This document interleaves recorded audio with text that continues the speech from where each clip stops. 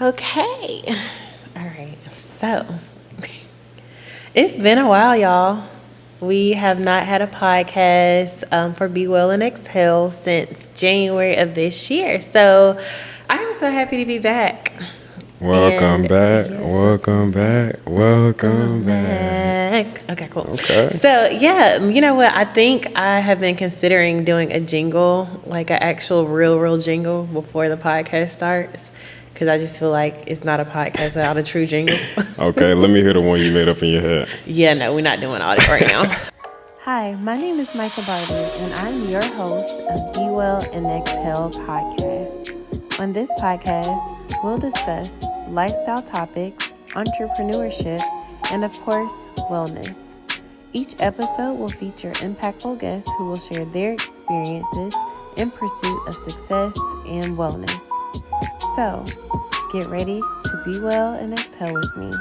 You can find us everywhere podcasts are available. But no, I am so happy to be here on Be Well and Exhale. So this is like a super special podcast episode for me. So we have not done a podcast, like I said, since January, and it was amazing. The guest I had was my life coach, or is my life coach, and it was just such a great conversation that was had. But I took a little hiatus because life started lifing, okay?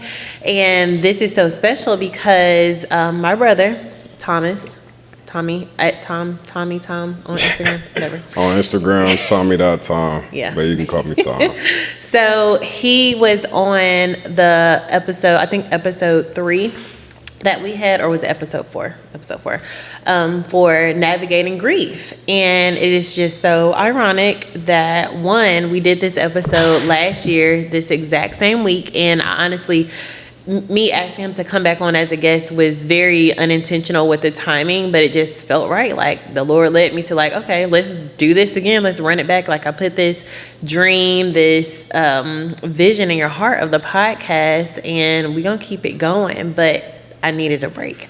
And so we did it October 14th of last year. It is now October 16th. So I just think that is truly, not coincidental at all. Everything is intentional. Mm-hmm. And a week, if you did listen to that podcast about navigating grief, we actually had we filmed it, but lost our grandmother about like 2-3 weeks after filming. So crazy. The podcast came out. We recorded the podcast. She was still alive, and the podcast came out and published after she passed away, because have to edit and all this stuff, and in that meantime she actually passed away. So it was just very, again, intentional with all of these things, and just confirming again what our purpose and our calling, and mm-hmm. what we are led to do as God's children.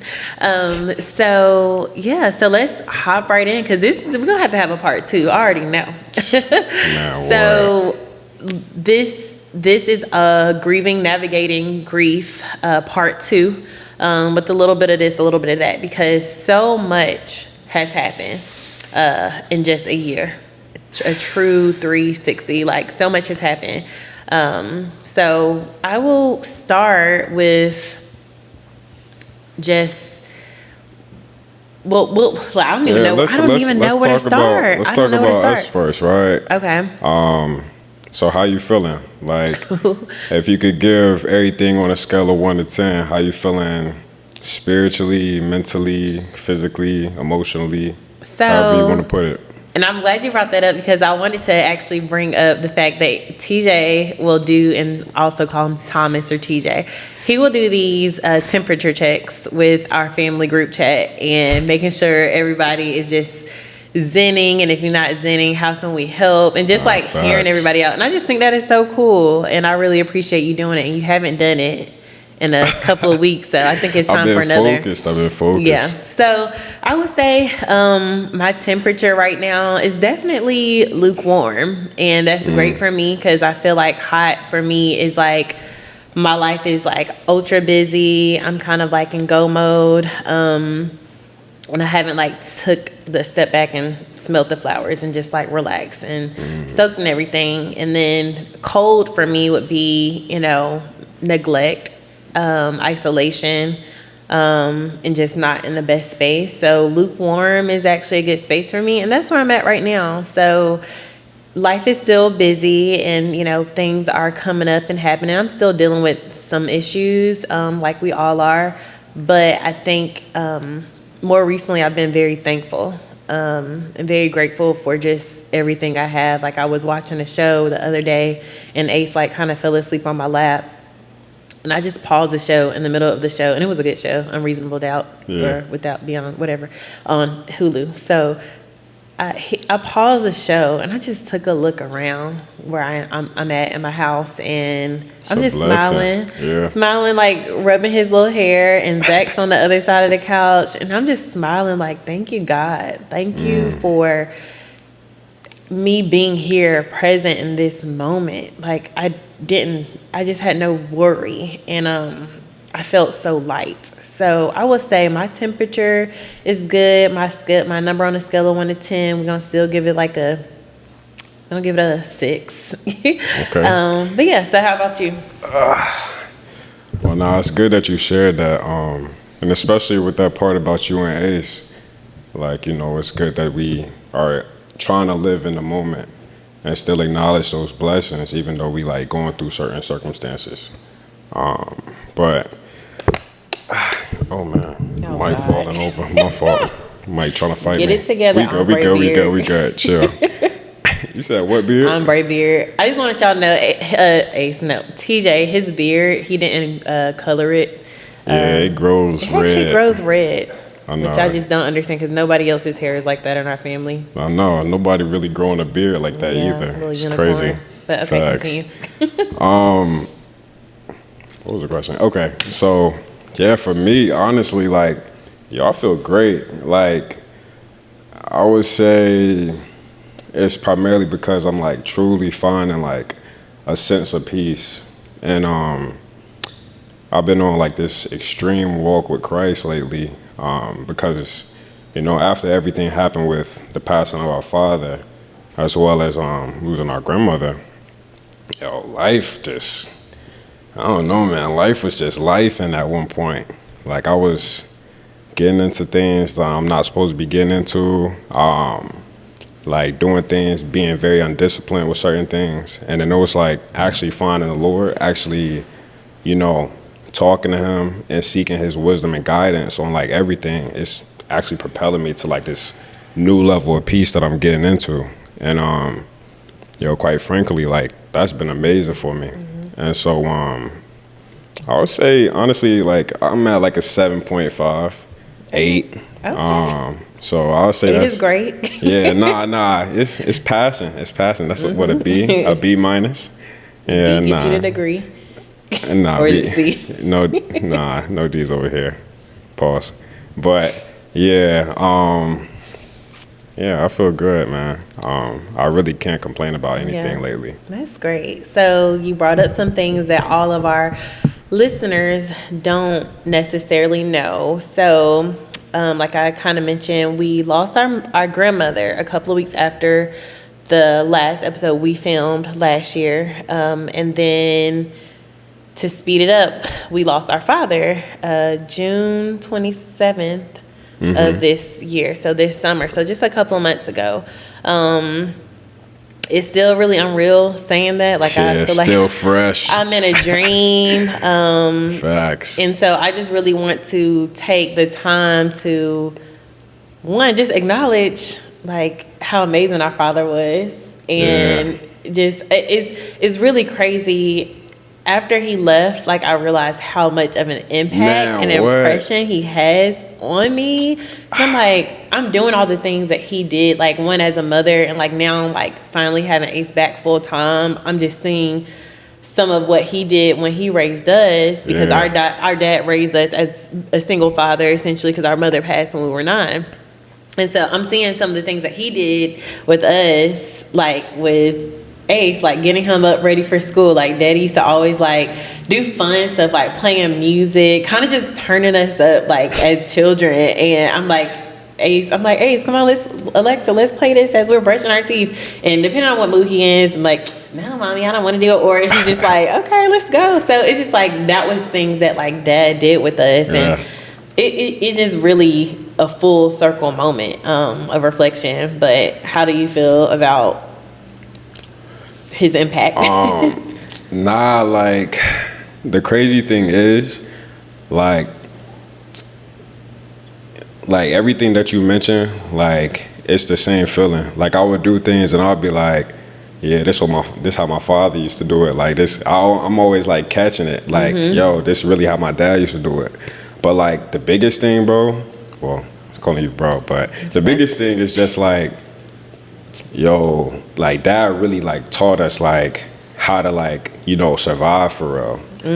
Like, I mean, I know we gonna get a little bit personal, but to kind of start it off, like, yo, we didn't always live in like the best conditions. Yeah. So like, sometimes, like, maybe the lights will be off, sometimes the heat won't be working, the water won't be on. But it's like, yo, he would face those things with like a smile on his face. Like, I remember when we was in Burlington, right before I went to college, yo, the AC won't working, the water won't working. Bro, I'm like, man, what? Like, it's blazing in here. But it's me, him, Tristan, and we have Miles with us. And yo, we'll be walking the food line, getting like gallons of water and washing ourselves with gallons of water. But like, yo, we walking with like smiles on our face. Like, it was no type of, we gonna like live in this circumstance and it's just gonna be like just how it is. Like, we like, yo, nah, like, it's still fun in this, it's still blessing in this, like, it's still things to look forward to. So it's like, yo, that's what he taught me, to like smile through like any circumstance, whether it's good, bad, like, you know, deal with it just, you know, with your head up. Man, that is so true. You about to cry? Well, you want me to cry so bad. God, no, my bad. You might get a tear too. We gonna see. I know. That's real. Like, I'm thinking also back to, I mean, some of the stuff you don't remember or you might remember because we're so young. But yeah, like, we didn't always have it like just cookie cutter growing up. Like, it was times where the water was illegally on, but the hot water wasn't working, so we would take these pots and boil water. I don't know if you remember that. You kind of unlocked a memory. Yeah, we would boil water in these big old pots and pour them in the bathtub and take a bath. And it sounds really bad, but I was never sad. Like, I'm like, I would, like, now, of course, like, I'm in a different space in life, but those type of conditions, like, most people, like, you know, just down, depressed, going to school and just feeling all these things. But I'm like, I never, like, I'm like, all right, we're gonna boil the water. hey, Zoe, can you boil my water? You got my water? Like, you know, it was just more of a, we got a moving plant back here. Right, it is Halloween season. But no, so like, it was stuff like that most people would be like, man, how did you like survive this? And you know, how were you still able to show up? Like, I mean, I remember, I think that was a year I ran for like prom princess or like junior prom stuff. Selling them cupcakes. And I was selling, you know, it was just, those things didn't matter because of the energy that he brought, you know? Yeah, for sure. And so I would say that was like an amazing memory and experience. And even like still, like, I'm thinking people are, whenever me and my homegirls will go out of town for like to travel somewhere, and I'm always like, well, I'll take the couch, because everyone's like, I ain't sitting on the couch, I need my own bed. And I was like, okay, because I'm like, right, like, we used to sleep on the floor. It would be four of us in an air mattress, but that four of us in an air mattress was like, we're singing these like songs that we, like, our own family would make up. How did the song go? I tried to remember it, but I was probably like 4 or 5. Yeah, so it was like, it was weird, because it was a Girl Scout song that we made a remix. Me and Zoe made a remix to it. It's like, all my honor, I will try. But we made it into a Barbie song. So it was just like, those are things that like people can look at your circumstance like, oh my gosh, I feel so sorry, this happened and this happened. But it's just like, people would wonder why, you know, we would want to stay with our dad in those circumstances, because it's not like we couldn't go and live with other family members that had hot water and electricity always on and the cables always paid. We could have definitely done that, but we wanted to be with our dad so bad because when he was a fun dad, and I'm the fun mom. And I'm like, our house was like the house that everybody would come over. And I'm seeing that as like me, in my adult years in this motherhood. And so it's just like, I am just so thankful to have experienced that from him. And so, we love you, Dad, and we miss you so much. Man, right, yeah. But to touch on that a little bit more, like it's all like a mindset thing. Like I feel like a lot of people, I feel like it's a difference between people. Like you have people with a victor mentality and then a victim mentality. Like it's whether you want to be a victim of the circumstances or if you want to like be victorious over them. And it's like for us, like, we never really looked at circumstances as like a true obstacle. We we know we gonna get over this. Like we know eventually that hot water gonna be back on. Like we know the AC gonna cut it back on. Like we not looking at it as like, oh man, this gonna hinder. I don't know. I guess how like natural people, like normal people think or whatever, or people that are just like victims to what they go through. And I feel like we never had that mindset. Like our dad never tried to instill that mindset within us. But I will say, losing him, I'm not gonna lie, like I have thought of like, what if Dad died? Like several times throughout our life because of, his issues in the past of like substance abuse. Yeah, so for sure. When we went and hear from him or see him for like several weeks to months, in my mind, I just prepared myself and said he was not here. Okay. So I never thought that when he did finally pass, like it would have an impact on me, because Daddy, he was a wild boy. He lived a life. Okay. Yo, Tom was Tom. Okay. So it was just like, man, that man is wild. So like, I wouldn't be surprised, but it's like this man died in a way that I think everybody will want to. Peacefully in his sleep. Like, and it's so crazy. Like, I've never known, like, Daddy is just literally the silliest person I know, but like his death is not comical at all. But if you remember the circumstances leading up, it was hot in there and he was like, I'm going to the store to get me some water, come back, and then he just doesn't wake up, and it's just like unreal. It's like, it's something you just don't believe, because like this is just a person who almost like that cat who has 9 lives. He gonna so bounce it's like back. Ain't nobody gonna take him out. He gonna bounce back. So it's just like when I got the call from our grandma, I was just like, what? But I will say that I think we were so prepared for this, spiritually, and like mentally. Emotionally, I mean, I still don't know. I mean, I cry every week. I cry every week still, because I mean, it's not, it's fresh for sure. But I can talk about it, and I think the thing that I just appreciate about God so much is how he protects his children. And I feel like Daddy, like his last year of living, like I felt the most protected. And I'm saying that in a way where it's just like, and I feel it's so many things, but I'll just kind of start with like my spiritual walk that I basically started in I think it was just 2021. I'm sorry, no, it was 2023, like last year, last April, where I just got closer to God. And so I had a friend who she just like is constantly pouring into me, like, and just helping me understand the Bible, understand the word, and understanding God's word. And man, it's so good to have friends like that. And so she shout out those friends. No seriously doubt. But she did that not like with any intentions of like preparing me, but like I never ran to God as a source of healing in the past. Like I knew who he was. I knew to pray to him. But like last year in April really led me closer to him.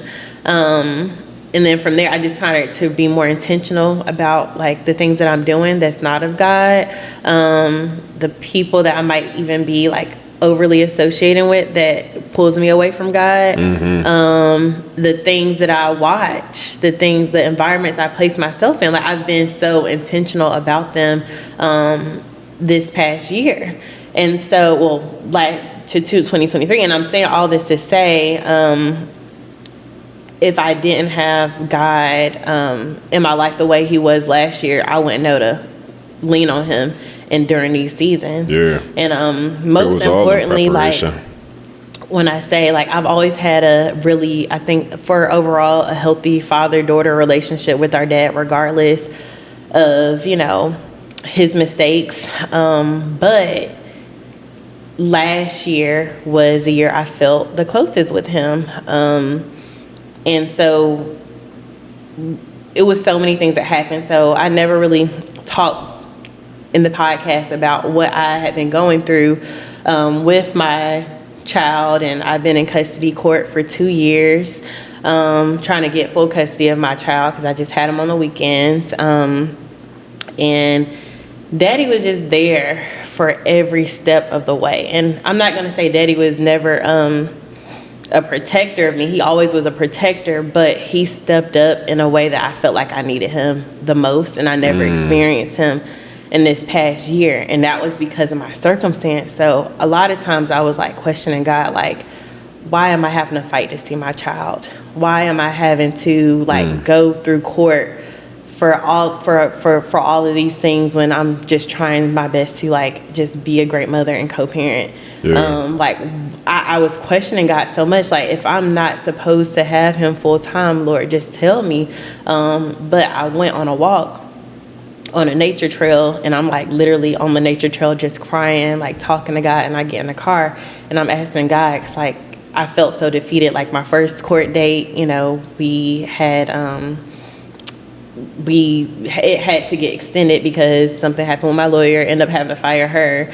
And then the second court date comes, and it was very hard and emotional time for me. And like Daddy was there, you know, and that was from October until like the summer was a long waiting point. And I just questioned, like, am I even supposed to be fighting for my child if I have to fight this hard?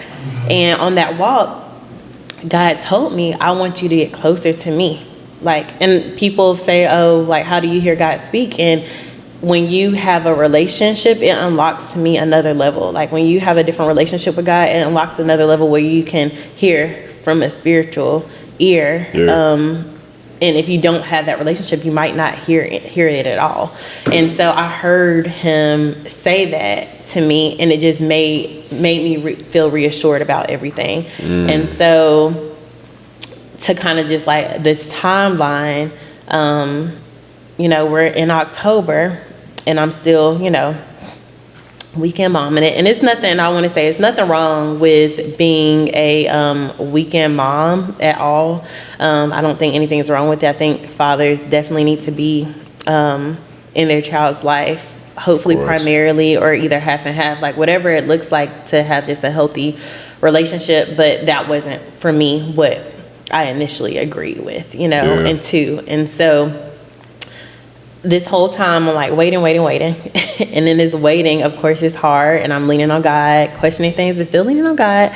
And Daddy was like so good with like his words and just his just keeping me grounded, you know, with like coming back to like, hey, he experienced similar things. Like, hey, this is how you need to navigate this situation. And so to fast forward, we get to April, and something happened between me and my child's father where I actually got arrested. Yeah. I have a whole mugshot, y'all. And it ain't cute. Don't let me and it ain't cute. And this is something that I really, you know, it's taken a lot for me to have this, conversation because, my child was there and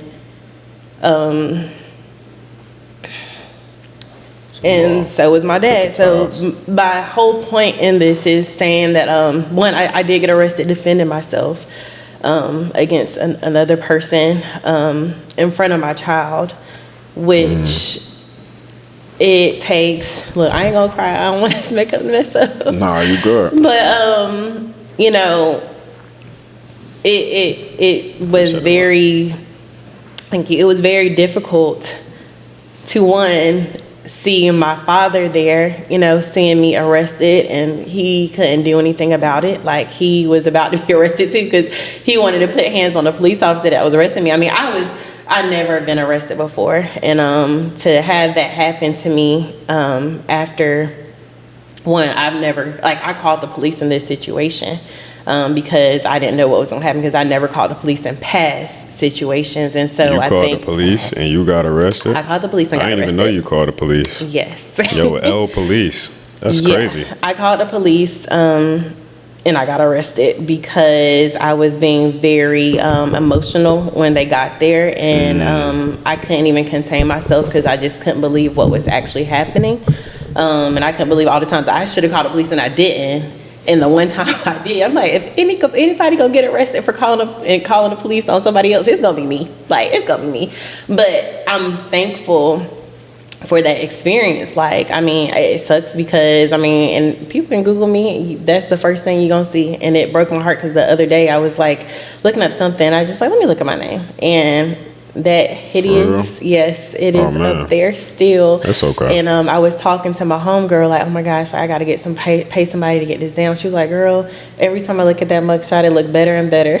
I was like, girl, I love you because I look a hot mess. Because that day, me and my friend, she was doing my lip filler because she was getting some experience. So my lips was a little swollen, eyelash was a little crooked. Like, it looked like a true mugshot. And so it's like, that it's embarrassing, and it's something like I literally broke down because the reason why I looked my name up, because I broke down filling out a volunteer form for ACES School so I can go to the field trip. Oh man. And it asked if you ever been arrested, convicted of a crime, misdemeanor, or prayer for judgment.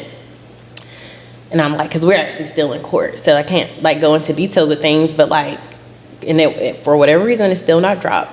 And yeah, but anyway, I had to put yes, I've been arrested, and I had to explain that. And so I'm just like at work, just doing my regular tasks, and I'm doing that, and now I can't work anymore because that's consuming my thoughts, and I'm having flashbacks of what happened because not only did I get arrested in front of my father, my son, and my little brother Tristan, and no telling what that did to him, I had to spend the night in jail. I didn't just get arrested to, let her calm down, let's arrest her. No, they took me to Wake County Jail, and I was in there with real life criminals, and it just pained me so much that I was doing my best in times where I should have called the police on someone to not, because I didn't want them to ever be in that predicament. And then it was no brainer for them. So that was something that was really hard. But in that jail cell, and the people that I met, I made friends with I made friends with the meanest person there. Man, they probably gonna have your back too. Oh, and she did. Man, she did. What's up. She was a regular. I feel like stuff like that, sometimes stuff like that be supposed to happen. Say you going down the street or something, shawty see you, she helping you out. Somebody trying to mug you, shawty helping you out. Me a little bit. She right behind you. She was cursing out the officers. Oh, she was beating on the thing, cursing them out, calling them this and that. I was like, oh my God, let's calm down, because what if they don't give us the sandwiches? These dry bologna sandwiches, I want my sandwich. You being mean enough. Hey, no care. And so then you have this other, you have people who are true addicts and homeless people who are actually getting arrested so they can't go to jail to sleep. And then you have me there, and it's sharing one toilet in front of everybody, using a phone that smells like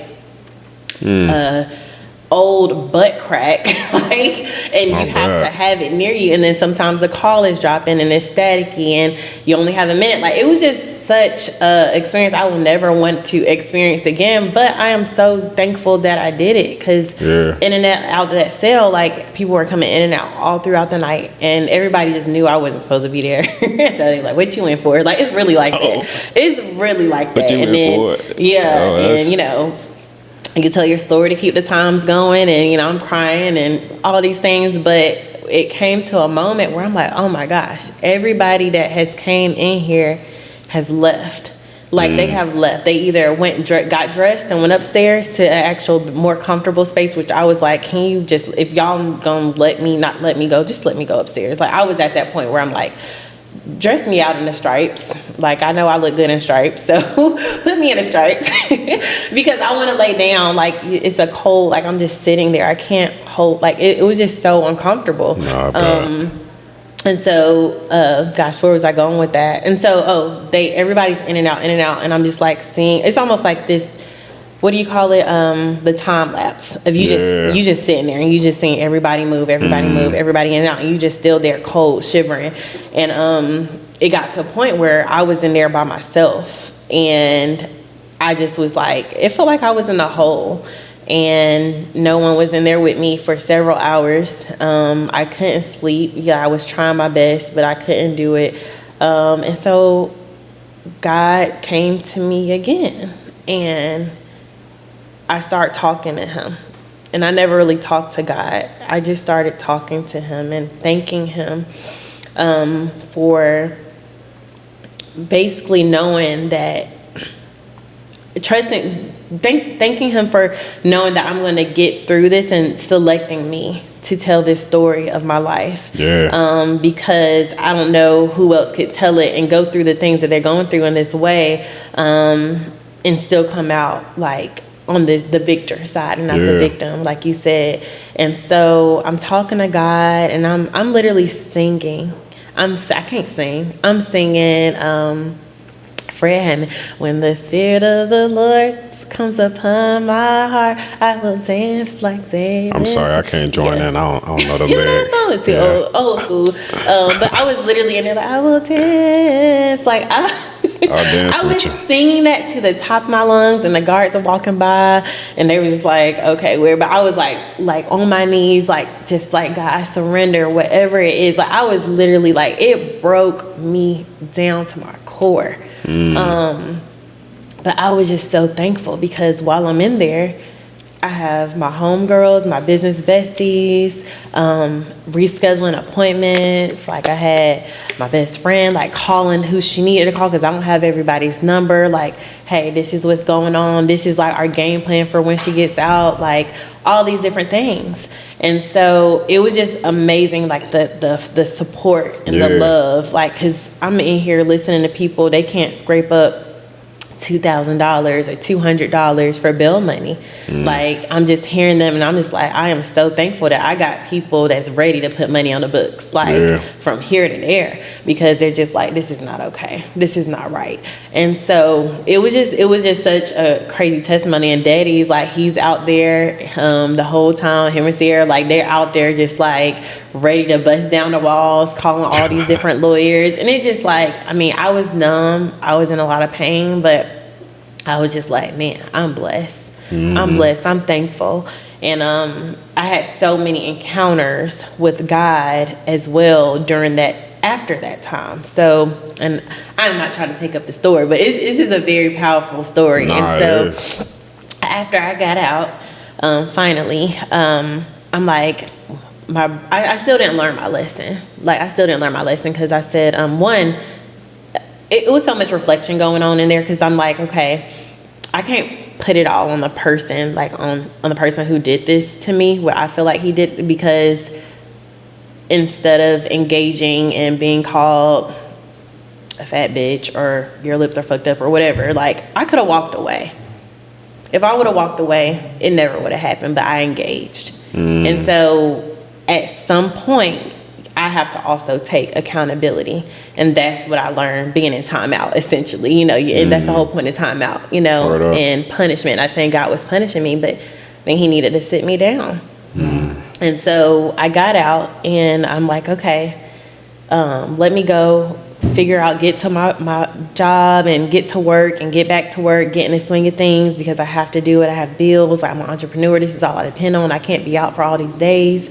And so I'm telling like Auntie, I'm like, okay, I'm about to go back to work. Like, but he was like, well, no, maybe you should go to like urgent care, get checked out first. And so I was like, okay, fine, I'll go to urgent care. But after that, I'm going home. I'm getting on the road to go to Charlotte, because at Grandma, you were in Raleigh. So I get, I'm on my way to urgent care. And as soon as I turn the urgent care parking lot, my tire explodes, and it's a brand new tire. And out of nowhere, it just like, it explodes. And I was like, really? So pull in the parking lot, and I get out, and I'm like, oh my gosh, I can't change a tire. And so I literally just start weeping in the urgent care parking lot, concerta or whatever it's called. And so a guy beside me, who it felt like an angel, he was just sitting in his truck, and he sees me. He was like, let me help you. Like, he didn't ask what was wrong, and he was like, let me help you. And he got the spare tire, and he changed it, and he actually like sat and prayed with me, and just was like, you know, everything happens for a reason. I don't know what you're going through, but it's going to be okay. And so I told Auntie that happened, and Auntie was like, no, I'm coming to urgent care. Like, and her and Doug, like, they pull up, because I'm like, no, I'm fine, I'll do it alone, like, it's okay. They're like, no, like, we're coming. And they live like far, you know, like 45 minutes. They do. And so they come, and they're and Doug's like, Auntie was like, yeah, we're gonna pick up your muscle relaxers and your pain medicine, and you're going back home with us. And I was like, no, I'm okay. She's like, no, you are. I'm going to run you some bath water with Epsom salt and some bubble bath. You're going to relax. You're going to stay here. You're not going back to Charlotte. Doug takes my car and gets my tire fixed with a new tire. And I just sit there and relax. And it's crazy because like the officers and stuff, they had asked me, like, do you have bruises? Do you have marks? Like, in my mind, I'm like, I don't know. Because at this point, I'm not like knowing that I'm about to get arrested. So I'm not like really examining my body. And then like I get in the bathtub, and I'm seeing, you know, these marks from me falling and all these like different things on my body. And I'm just like, sheesh, like, you know, your body can handle so much when your adrenaline is like so high. Yeah. And now I'm like in pain. Like, I literally got hit by a freaking truck. Like, I felt like I got in a car accident. And so, you know, get on the ride. He's still like, I don't know if you should still go to work. Like, yeah, maybe you can go ahead and go to Charlotte the next day, but you shouldn't go to work. And I'm just like, no, I just need to stop by and pick up a package. I have to go. I have to get it and have to see this client. I keep putting stuff off. Heading to Charlotte. Now I'm on the phone with one of my homegirls, because everybody, of course, is like calling to check in, needing to know what's going on. So I'm on the phone with her, and as I'm on the phone with her, I'm passing through Salisbury, Rowan County, and if you know, you know, like, they gonna pull you over for anything. And they ended up, it was an officer, and I'm driving 30 minutes from my house. She pulls me over, and she was like, where are you going? Are you in a rush? And I was like, was I speeding? And she was like, no.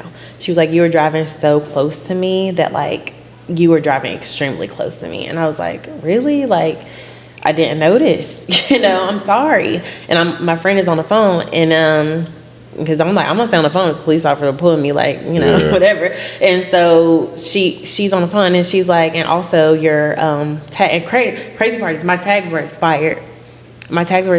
And I'm thinking I'm getting pulled for that. Because, like, when I say expired, they was expired. It's like, I want to say, like, over a year. It was a year. I don't know how I got away with it that long. Right, it was bad.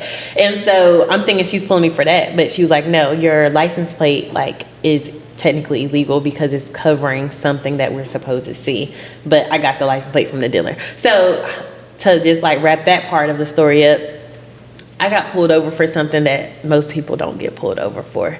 And so when she asked me where was I in a rush to, why am I going, you know, driving her stuff, on her bumper so hard. And I didn't know, again, because it was a Charger. It wasn't like a regular police car. And so I told her what happened, and I start breaking down again.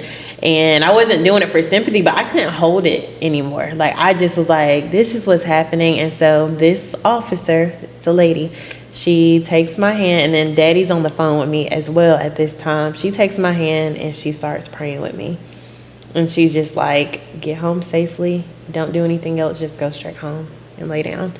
And so I say all this to say how much God was in those moments. Yeah. Because I feel like that guy was like an angel that stopped to fix my tire. The police officer, as much as I wanted to roll my eyes at her, she was a blessing to me. He was trying to slow me down. So I think when you are being disobedient and not listening to God after you know who he is and you have that relationship with him, he's going to put some hard stops where it's like you have no choice. Like, I told you to sit down and relax, spend time with me. And so that's exactly what I did. I got home, and my friend, she was at home, and she had the house cleaned up for me and just everything ready. And I just crawled in my bed. Man, and I was some in that good room. friends. Man, my friends are amazing. All 135 of them. But I spent time with God. I didn't come out my room, really. Like, I didn't have an appetite. But what I did for the first time ever was go in a prayer closet. And I brought my Bible and I listened to, what's his name? Gosh, I can't think of it. The worship leader. Oh my gosh. He does stuff with Maverick, but he's not a part, like he's also a separate artist.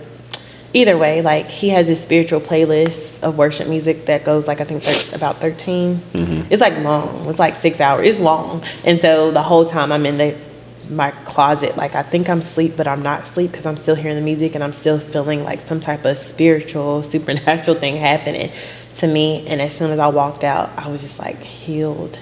It felt like I was restored. I had strength.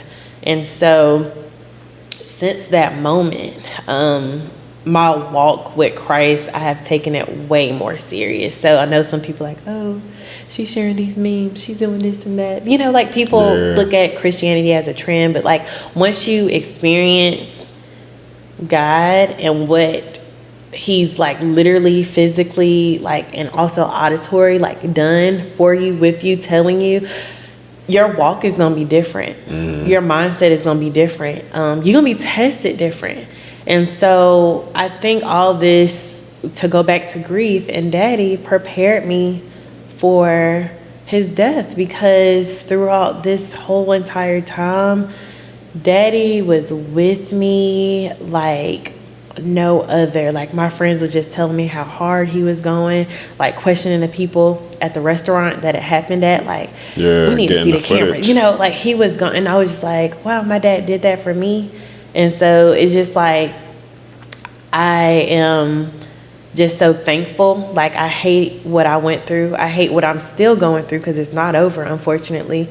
But I am so thankful that I was able to go through that with my father and experience like his love and his protection, and his wisdom in it all. Because he's still like, I don't know, he was so ready to turn up for me, and not in a way like, oh, I'm gonna get him, da da da da. It wasn't like that. It was more so like, because Daddy's a big killing with kindness, and I think that's where we get it from too. And a lot of people don't understand that. They don't trust it. Like, it is almost unbelievable. Like, yeah, you can do X, Y, and Z for me, to me, and say this to me and do this to me, and you still It's a term for that. I think it's called like meekness. Meekness is like the ability to have strength but understand how to control it. Like, you know, a lot of people, like they act entirely on their emotions at times, and they just show strength, which isn't really true form of strength, through like just like verbal abuse or physical abuse. And you know, like actually being able to like withhold those emotions that you haven't, because we supposed to have those emotions in order to see like that, you know, this wouldn't supply the positive result that I want, right? And that's good to have. Like, that's how you supposed to conduct yourself. And it's like, I don't like seek it, but it just naturally has been who I am since I've been a child, really. Like, and now I'm seeing that it's just not believable for some people, and that's okay. But I think that's also like a part of like the God in you, you know. People like, why would God want to work with this thief? Why would he want to work with this rapist? Why is he forgiving this killer? you know, but like that is his principle, and that's what the whole point of like his word is, and why he died on the cross for us. And so just to kind of like bring it back to grieving with daddy, like that whole custody case that I was waiting for 2 years, that daddy, oh God, I would get in on him. I would go in because I was like, every other week dad would ask me, did you get the results from the case yet?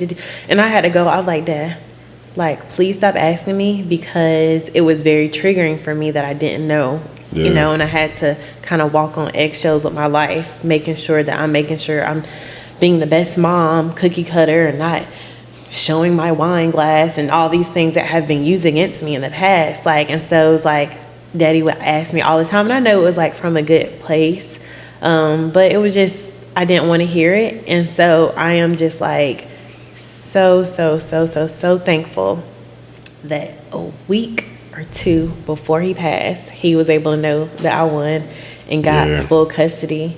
And I'm just like, that was, again, man, that was such good news.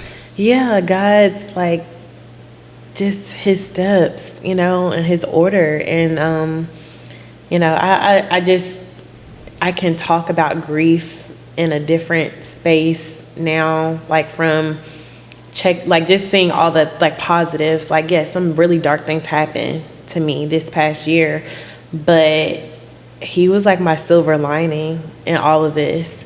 And with everything with our family, even bringing our family together for people who weren't really like getting along, you know, his funeral, like a lot of funerals bring people together and allow them to like work through a lot of hard things, because we realize like it's not that deep at the end of the day. It's not that deep. It's never that deep. And people hate that, but it's not that deep. Like I hate trying to, and I feel like that's something we definitely adopted from our father, because it's like we don't think it's that deep, and we don't try and focus on the problem so much. We more so solution oriented. Like, I feel like that'd be the disconnect between a lot of people, because it's like, a lot of people, like, they want to be embedded in that emotion. They want to stay in that emotion of anger or whatever, and they want to be like, nah, bro, but that happened. But it's like, all right, this happened, but let's look to resolve this. Let's see how we can make this thing right. Yeah. Like, I feel like that's how humanity should work towards, rather than just focusing solely on the problem. Because if we talk about the problem the whole time, it's just going to keep feeding into it and keep growing. And it's not going to eventually go to the solution. Yeah, absolutely. And then I guess, like, that also leads me to, so, you know, grief is, for me, and then I'll let you say your piece, but grief for me is has been harder than it has ever been for, like, I mean, we lost our mom, our sister, cousins, grandparents, a lot of people, but like this is so different, and I don't even know how to explain it. Like, a part of it is like, I can think of so many joyous things, but then it's just like, he's not here, and it's just not real, you know? And so it's just, I don't know how I'm coping with it exactly, but I think, of course, always having these conversations, because my friends and family and like even strangers and my clients, they will check like, how are you doing? Like, I don't want to ask, but I'm like, thanks, don't. Like, because I'm a person where I don't really like when people ask. I don't. I told people, like, I don't like when you ask me how I'm doing, because then it makes me feel like something should be wrong, and I have to change that mindset. And I'm in therapy for it, but like, it makes me like, dang, should I be like concerned about my life and depressed and sad and crying? Like, maybe the normal person would, but like, I'm actually pretty good right now. I'm not to cry. Like I share a lot of pictures like of daddy, mommy, Zoe, and sometimes when I share them, I'm crying, and then sometimes I'm sharing, I'm just laughing, I'm having a good time, and then like, because I'm sharing, people think like, oh, are you okay? Like, let me come and check on you.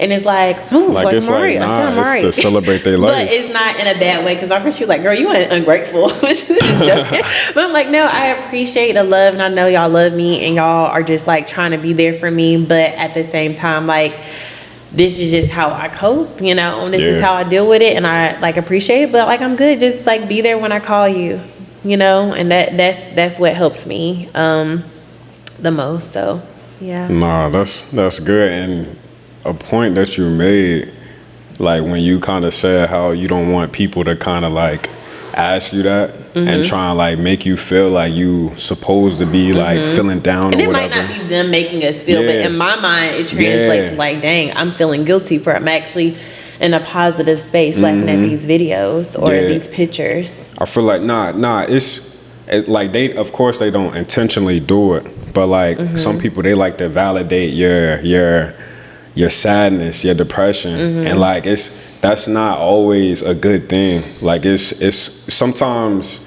you know, instead of like trying to see like or trying to talk about like the problem or whatever, or talk about what's going on, like let's just promote growth. Let's talk about something positive. And like that's a big thing too, because it's like you don't want to be stuck into that like that depression mood or whatever, because I mean we gonna have them, of course, we supposed to have them, but like at the end of the day, like we still have to like go through our life. We still have more, like you still have Ace.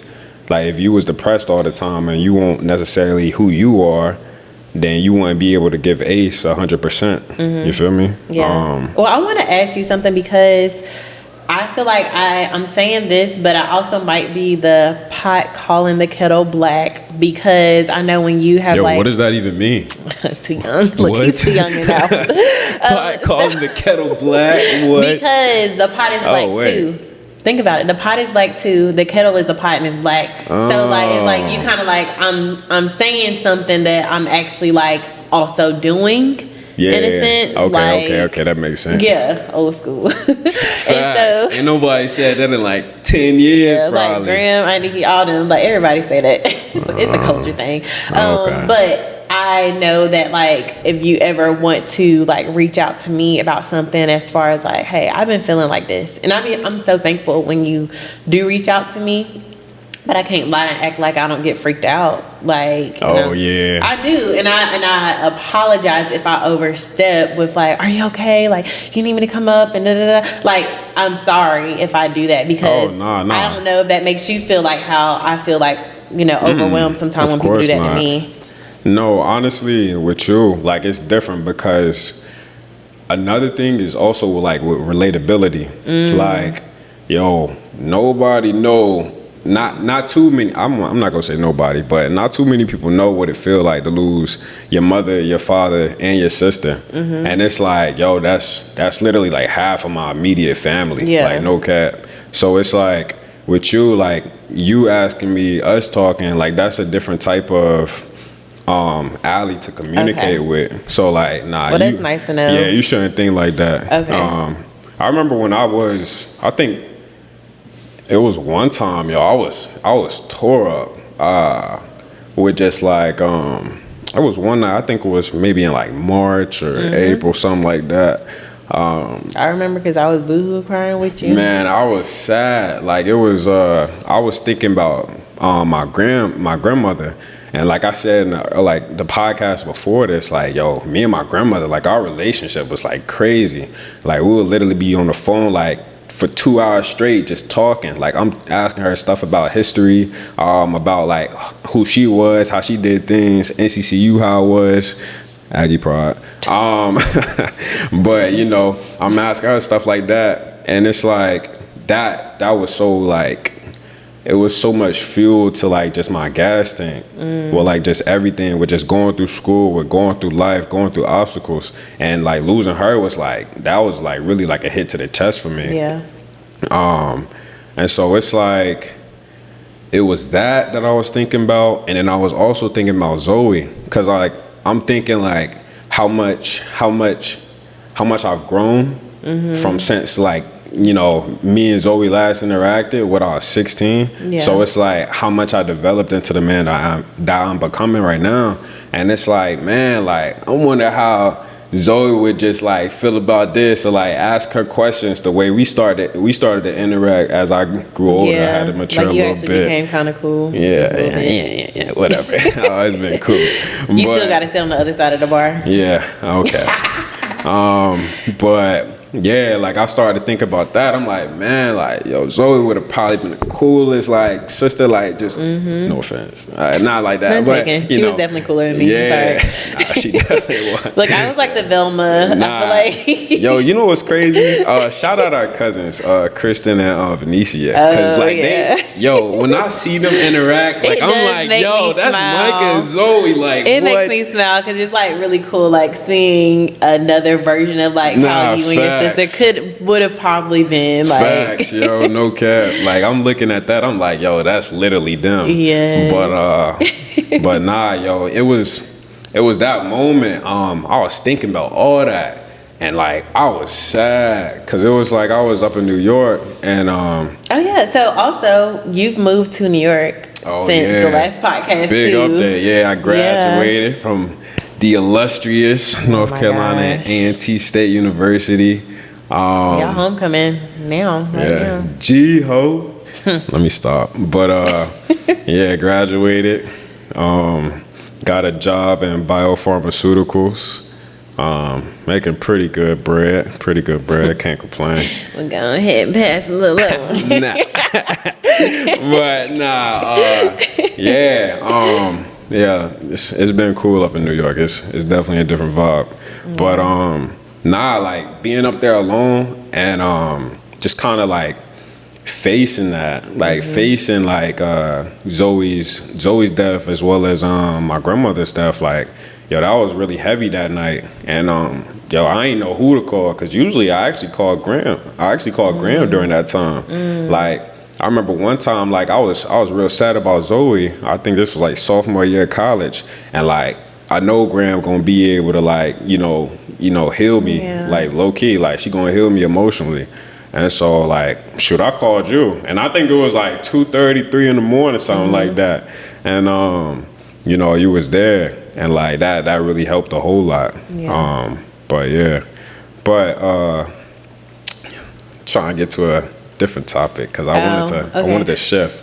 I wanted to shift and talk about the last time me and Dad actually spoke. Yeah. Well, we can make this a part 2. You know. Oh, we can go ahead and get this a part 2. Yeah. So, thank y'all for listening to part 1. You know, we just want to break y'all ears up a little bit and continue to tell our story of navigating grief and our spiritual walk because somebody's getting baptized. Oh yeah, getting baptized, giving my life to the Lord. So we're gonna talk about that in part 2. Yeah, for sure. All right.